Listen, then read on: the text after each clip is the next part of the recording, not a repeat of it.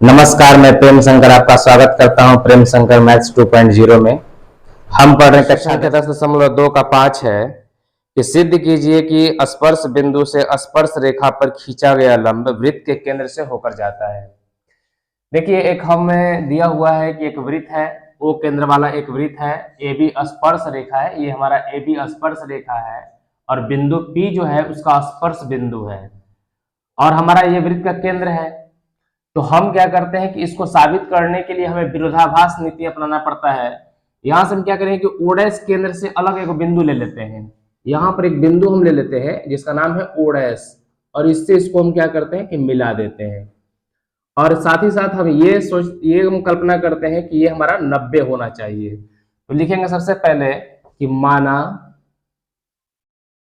ओडेस केंद्र ओ के बगल में एक बिंदु है, ओडेस केंद्र ओ के बगल में एक बिंदु है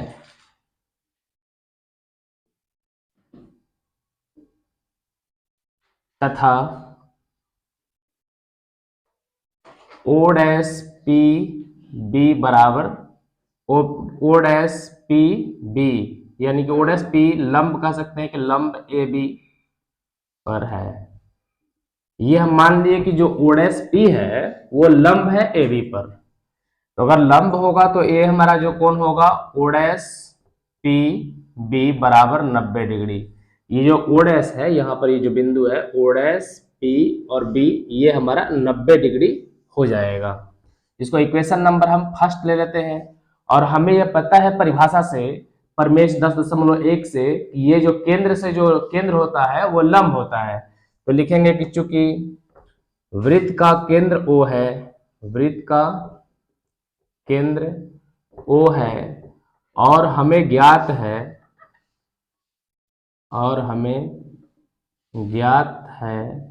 कि स्पर्श रेखा हमें ज्ञात है कि स्पर्श रेखा के स्पर्श बिंदु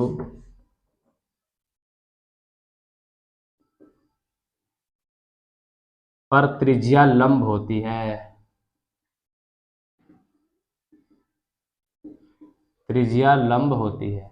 हमें यह बात पता है प्रमेय 10.2 से कि जो हमारा त्रिज्या आर होता है ये परपेंडिकुलर 90 डिग्री का कोण होता है इस पर। तो हम कह पाएंगे कि एंगल ओ पी बी बराबर 90 डिग्री। इक्वेशन नंबर 2 आप इक्वेशन नंबर 1 और इक्वेशन नंबर 2 को आप देखेंगे तो देखेंगे कि 90-90 बराबर है। तो यहाँ पे हम लिखेंगे कि समीकरण 1 तथा 2 से ये 90 दोनों बराबर है तो ये दोनों भी आपस में क्या होंगे बराबर होंगे। ओ डैश पी बी बराबर हो जाएगा कोण ओ पी बी।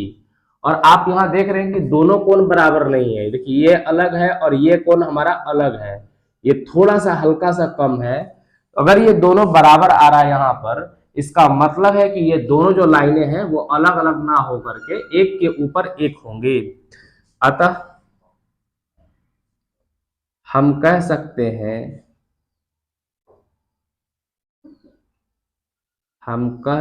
हैं ओ डैश तथा ओ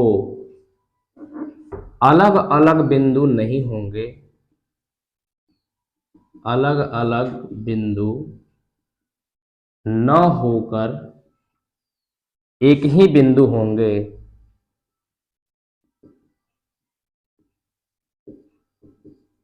फिर से समझते हैं कि अगर ये भी 90 है, यहां से यहां तक जो जा रहा है ये भी 90 है, यहां से यहां तक जो आ रहा है ये भी 90 है। अगर दोनों 90 तभी संभव होगा जो ये लाइन है ये दोनों एक दूसरे के ऊपर लाई करेंगे, एक दूसरे के ऊपर होंगे तभी ये संभव हो पाएगा कि 90 होंगे, ये दोनों आपस में बराबर होंगे। अतः हम कह सकते हैं कि ओ डैश तथा ओ अलग अलग बिंदु ना होकर एक ही बिंदु होंगे। और हमारा मानना क्या था, गलत था। यहाँ पर जो है केंद्र जो है, इसलिए हम कह सकते हैं कि इसलिए स्पर्श बिंदु से इसीलिए स्पर्श बिंदु से खींचा गया लंब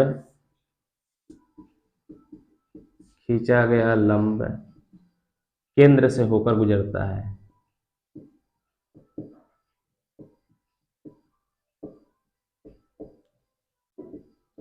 अगर ये दोनों एक ही बिंदु होंगे तो ओ डैश हमारा और ओ केंद्र हो जाएगा और ये केंद्र से ही गुजरेगा। प्रश्न संख्या 6 है कि एक बिंदु ए से जो एक वृत्त के केंद्र से 5 सेंटीमीटर दूरी पर है। सबसे पहले हम फिगर बना लेंगे कि एक वृत्त बनाएंगे। देखिए ये वृत्त हो गया हमारा और एक बिंदु हमारा ए है, वृत्त से बाहर है, इसको हम मिला देंगे। ये ओ है हमारा, वृत्त का केंद्र है। ये बोला है कि इससे 5 सेंटीमीटर दूर है। ओ ए की जो डिस्टेंस है वो है 5 सेंटीमीटर और वृत्त पर स्पर्श रेखा की लंबाई, यानी कि यहां से कोई स्पर्श रेखा यहां को जाती है, ये स्पर्श रेखा को हम पिन मान लेते हैं, ये स्पर्श बिंदु है, इससे इसको हम मिला देते हैं यहाँ पर। ये हमारा 90 का कोण बनता है यहाँ पर और स्पर्श रेखा की लंबाई 4 है। तो हमसे पूछा गया है कि वृत्त की त्रिज्या क्या होगी। ये वृत्त की त्रिज्या है। तो सबसे पहले हम देखेंगे कि यहाँ पर 90 बन रहा है, तो कोण P बराबर 90 डिग्री पाइथागोरस प्रमेय लगा देंगे हम। पाइथागोरस प्रमेय, इसको बौधायन प्रमेय भी कहते हैं। पाइथागोरस प्रमेय क्या कहता है कि कर्ण का जो स्क्वायर होगा वो लंब का स्क्वायर प्लस आधार का स्क्वायर होगा। कर्ण कौन होता है? 90 के सामने वाली कर्ण होता है, तो ओ ए का स्क्वायर बराबर होना चाहिए ओपी का स्क्वायर प्लस एपी का स्क्वायर। ओपी का स्क्वायर प्लस एपी का स्क्वायर। ओ ए का वैल्यू क्वेश्चन में 5 दिया है, 5 का स्क्वायर। ओपी का वैल्यू जो है हमें नहीं दिया है, आर है, और एपी का वैल्यू है 4। इसका स्क्वायर कर देंगे 5 पचे 25 बराबर आर स्क्वायर प्लस 4 चौके 16। ये प्लस में इधर आके माइनस हो जाएगा, 25 माइनस 16 बराबर आर स्क्वायर। ये घटेगा 9 बराबर आर स्क्वायर, स्क्वायर हटाएंगे इधर रूट ले लेगा और यहां से इसीलिए आर का वैल्यू आ जाएगा 3 सेंटीमीटर।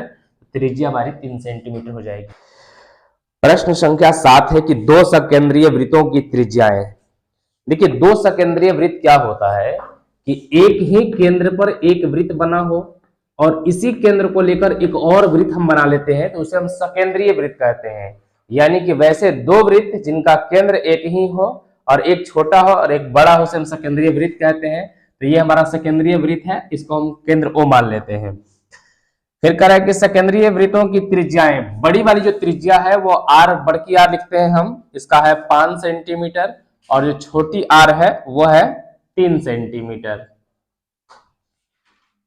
बड़े वृत्त की जीवा, देखिए ये बड़ा वृत्त जो है इसकी जीवा तो बहुत सारी होंगी, लेकिन बोल रहा है कि बड़े वृत्त की वह जीवा जो छोटे वृत्त को स्पर्श करती है।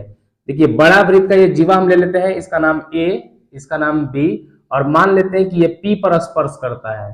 तो हम यहां से इसको अगर हम मिला देते हैं तो ये तो इसका त्रिज्या हो जाएगा, छोटे वृत्त की त्रिज्या हो जाएगा, छोटे वृत्त की त्रिज्या। और अगर इस बिंदु से हम इसको मिला देते हैं तो ये हमारे बड़े वृत्त की त्रिज्या हो गया। और जैसे ही हम यहाँ पे मिलाते हैं तो केंद्र से जाने वाली जो रेखा होती है स्पर्श बिंदु पर वो लंब होता है, 90 डिग्री का कोण बनाता है। साथ ही साथ ये जो लाइन होगा, इधर भी अगर हम मिला दे इस तरह से, तो ये जो लाइन है इस लाइन के बराबर हो जाएगा, क्योंकि ये भी आर है, ये भी आर है। समकोण त्रिभुज के प्रमेय के नियम से ये एपी जितना होगा उतना ही क्या होगा, पीबी होगा। ये मध्य बिंदु होता है। तो सबसे पहले हम त्रिभुज ले लेंगे एओपी में। त्रिभुज एओपी में हमारा कोण P 90 डिग्री है, कोण P बराबर 90 डिग्री। पाइथागोरस प्रमेय लगा देंगे, पाइथागोरस प्रमेय से। पाइथागोरस प्रमेय क्या कहता है कि 90 के सामने वाली भुजा कर्ण यानी OA का स्क्वायर बराबर हो जाएगा ये बची दोनों भुजाएं OP और AP। OP का स्क्वायर प्लस में AP का स्क्वायर। OA जो है हमारा वो बड़ा वाला R है, ये R का स्क्वायर, ये जो है OP जो है वो छोटा वाला R है और प्लस में AP का स्क्वायर। बड़ा R जो है हमारा 5 सेंटीमीटर है, 5 का स्क्वायर, छोटा R 3 है, 3 का स्क्वायर प्लस AP का स्क्वायर। 5 पचे 25 बराबर 3 3 आई 9 प्लस AP का स्क्वायर। ये 9 प्लस में इधर आ जाएगा, माइनस में हो जाएगा, 25 माइनस 9 बराबर हो जाएगा AP का स्क्वायर।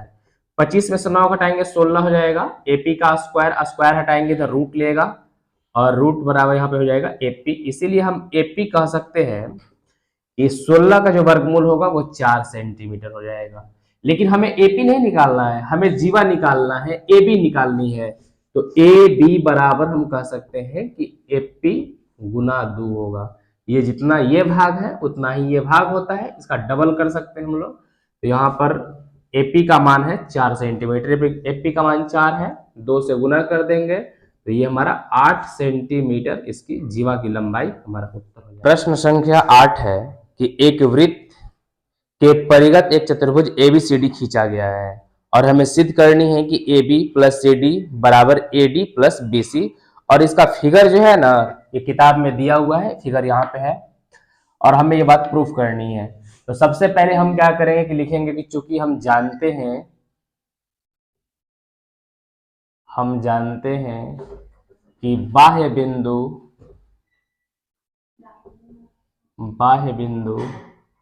से वृत्त पर खींची गई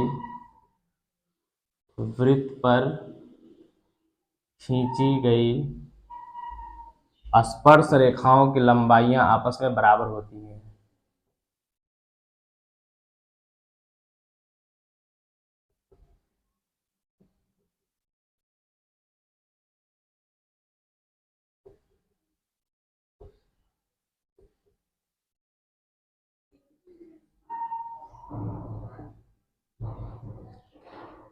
देखिए, वृत्त के कोई भी बाह्य बिंदु होगा, अगर उस पे से अगर हम स्पर्श रेखा खींचते हैं ना तो वो हमारी बराबर होंगी। जैसे ये हमारा बाह्य बिंदु एक हमारा डी है, यहां से जो ये स्पर्श रेखा है ये वाला यहां तक, और ये यहां से यहां तक, ये दोनों क्या होंगे, आपस में बराबर होंगे। तो हम यहां से लिखेंगे कि चूंकि जितना हमारे पास यहां से डी आर होगा, जितना हमारा डी आर होगा यहां तक, उतना ही हमारा डीएस होगा, और इसको हम समीकरण नंबर 1 का नाम देंगे। अब हमें फिर आगे लेना है कि जितना हमारे पास यहां से हम ये वाला ले लेते हैं, यहां से सी से ले लेते हैं। अब हम यहां से सी से ले लेते हैं। देखिए, ये भी एक बाह्य बिंदु है, बाह्य बिंदु से हम यहां से जितना हमारा यहां से सी से आर तक की जो दूरी होगी, सी से क्यू तक की दूरी उतना ही होगी, क्योंकि ये एक बाह्य बिंदु है और ये दोनों स्पर्श कर रहे हैं। तो बाह्य बिंदु से स्पर्श रेखाओं की दूरी हमेशा बराबर होती है। तो यहां से हम कह सकते हैं कि आर सी बराबर हो जाएगा सी क्यू, समीकरण नंबर 2। अब हमें नाम से ही पता चल रहा है ए बी हमको लेना है, तो ए से बी वाले में आ जाएंगे हम। अब यहां से आप देखिए कि ये हमारा ए है और ये हमारा पी है, ये बाह्य बिंदु, ये स्पर्श बिंदु है, ये भी स्पर्श बिंदु है। तो जितना हमारा ए से पी तक होगा उतना ही हमारा ए से एस तक की दूरी होगी, ये वाली दूरी होगी। तो यहां से हम कह पाएंगे कि जितना हमारा ए पी होगा उतना ही हमारा ए एस होगा, समीकरण नंबर 3। इस बात को ध्यान रखना है, हमको ए बी चाहिए तो ए पी हम इधर लेंगे और फिर हम बी पी ले लेंगे यहां से हम। तो अब हमें ये भी तो बाह्य बिंदु है बी हमारा, तो जितना बी से हमारा क्यू के बीच की दूरी होगी उतना ही हमारा बी से पी के बीच की दूरी होगी। तो सबसे पहले हम बी क्यू लें कि बीपी लें। देखिए, एपी में क्या जुटने वाला है, बीपी जुट सकता है, तो सबसे पहले बीपी को हम ले लेंगे। तो हम यहां से ले लेते हैं कि जितना हमारा बीपी होगा उतना ही हमारा बीक्यू हो जाएगा, बी क्यू, समीकरण नंबर हम 4। इस समीकरण 4 को क्या करते हैं, हम चारों को जोड़ते हैं। तो समीकरण 1 प्लस 2 प्लस 3 प्लस 4 से समीकरण को जोड़ेंगे हम, डी आर प्लस यहां से देखिए R C plus AP plus BP, एक तरफ वाला सब जोड़ देंगे, इधर वाला भी एक साइड जोड़ेंगे हम, D S plus C Q plus A S plus B Q. अब आप यहां से ध्यान दीजिए कि डी आर और आर सी, डी से आर और आर से सी, यानी कि डीसी कह सकते हैं इसको हम, डी सी प्लस, अब इसको देखिएगा एपी, ए से पी और फिर बीपी है बी से पी, यानी कि ए से पी और बी से पी, इन दोनों को जोड़ेंगे तो हमारा हो जाएगा ए बी हो जाएगा, ए बी बराबर इन दोनों में क्या करेंगे कि ds को और as को एक साथ ले आएंगे, ds प्लस as, और CQ प्लस BQ को एक साथ ले आएंगे। यहां से DC प्लस AB बराबर, अब ds और as में ध्यान दीजिए, देखिए ये हमारा D से S तक है और फिर A से S तक हो गया, ये D से S तक देखिए यहां तक, फिर A से S तक, तो ये हमारी पूरी की पूरी लाइन बन जाएगी AD बन जाएगी, इसको हम AD कहेंगे। प्लस C से Q, ये हमारा C है, C से ये Q हो जाएगा, हमारा इतना लाइन हो गया। फिर B से Q जाना है तो B से Q अगर जाते हैं यहां तक हम, तो हमारा पूरा का पूरा लाइन बन जाएगा, BC बन जाएगा, इसको हम प्लस में हम BC लिख देंगे। अभी यही नाम था, उसको सीधा कर लेंगे, इसीलिए हम कह पाएंगे कि AB प्लस CD कहिए चाहे DC कहिए एक ही बात है, इसको CD कर लेंगे, बराबर में AD प्लस में BC, यही बात हमें प्रूफ करनी थी।